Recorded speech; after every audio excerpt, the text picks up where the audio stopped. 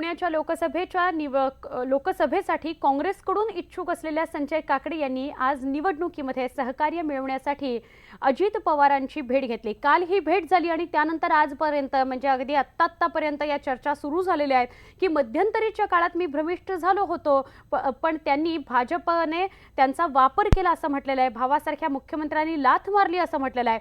दरम्यान अजित पवार यांनी काँग्रेस जो उमेदवार देईल त्याचं काम करू असं स्पष्ट केलेलं आहे। या सगळ्याचा उहापोह करणारा आमचा स्पेशल रिपोर्ट।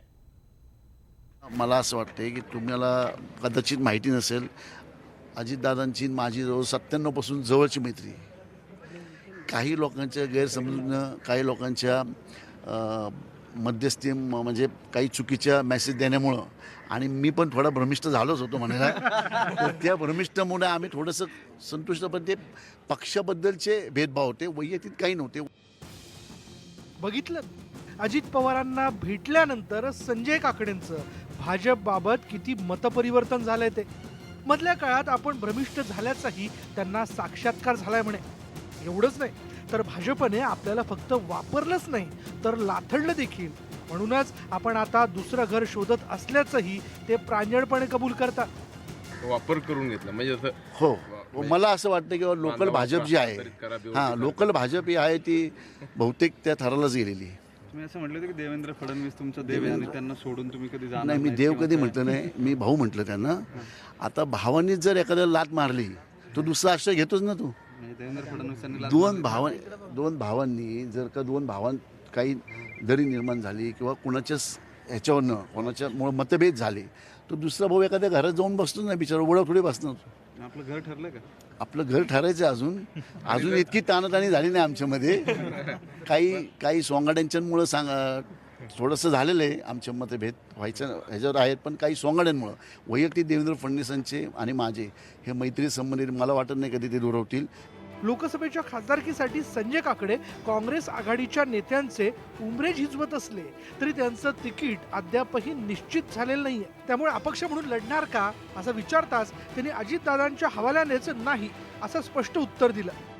लोकसभेसाठी तिसरा पर्याय तुमच्या समोर असणार आहे का? नाही, बिलकुल नाही आहे। जसं की अजितदादांनी आत्ताच सांगितलं की लोकसभेमध्ये महाराष्ट्रातनं फक्त एकच खासदार राजू शेट्टी, ज्यांनी पूर्ण आयुष्य घालवलं आहे राजकारणामध्ये, चळवळीमध्ये, राजकारण म्हणण्यापेक्षा चळवळीमध्ये, म्हणजे महाराष्ट्रातनं एकच खासदार हा पक्ष, दुसरा खासदार नाही आहे। त्यांनी चळवळीतनं खासदार की मी आत्ता मी आता 2 वर्ष झालं आणि मी योग्य नाही असं म्हणणं की मी अपक्ष पण निवडून येईल आणि मला गरजही वाटत नाही की काहीच नाही झालं तर माझी 2020पर्यंत मी राज्यसभेची, त्यामुळे मला अपक्ष माझ्या डोक्यात बिलकुल नाही आहे। आणि मला तेवढं तरी कळतं की अपक्षाला माझ्या वैयक्तिक ताकदीवर मला किती मतं पडतील, किती मतं आवश्यकता असती, आणि अपक्ष हा बेस नाही राहत। मी आता सहयोगी सदस्य होतो, मला भाजपची माझी काय अवस्था केली सगळ्यांना माहिती आहे, सांगायची गरज नाही। त्यामुळे मी नॅशनल पक्ष एक कुठला तरी राहणार आहे, भाजप किंवा काँग्रेस। आता आपण बघूयात की बऱ्याच दिवसांनी भेटायला आलेल्या संजय काकडेंसाठी अजित पवारांनी नेमकी कोणती विशेषणं वापरली आहेत ते।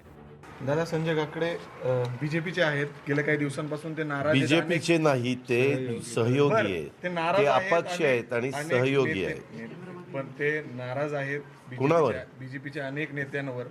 नाही, हो का, ते नाराजगी व्यक्त केली का ऐका, तुमच्याकडे येऊन? ते नाही, ते फार समंजस आहेत, ते फार म्हणजे मुरलेले आहेत, त्याच्यामुळे ते माझ्याशी बोलताना बीजेपीच्या बद्दल नाराजी व्यक्त करण्याचं कारण काय?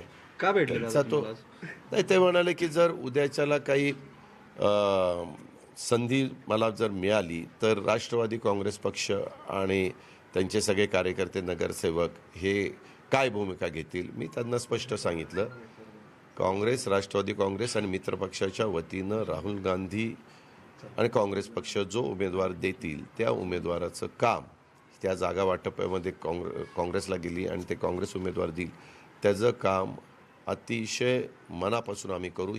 असं म्हणतात की राजकारणात कुणीच कुणाचं कायमस्वरूपी मित्र अथवा शत्रू नसतं। काकडे पवार भेटीनेही हेच पुन्हा सिद्ध झालं। भाजपच्या वळचणीला गेलेल्या संजय काकडेंवर अजित पवारांनी सडकून टीका केली होती, तर संजय काकडे हेही अजित पवारांबद्दल एकेरीवर बोलण्यावर उतरले होते। मात्र निवडणुका जवळ आल्या आणि आता बारामतीची दोरी धरून संजय काकडे हे पुन्हा पवारांकडे परतलेत, तेही मध्यंतरी स्वतः भ्रमिष्ट झाल्याचं मान्य करत। Video journalist Nikhil Karandikar sir, Vaibhav Sonawane, news 18 Lokmat, Pune.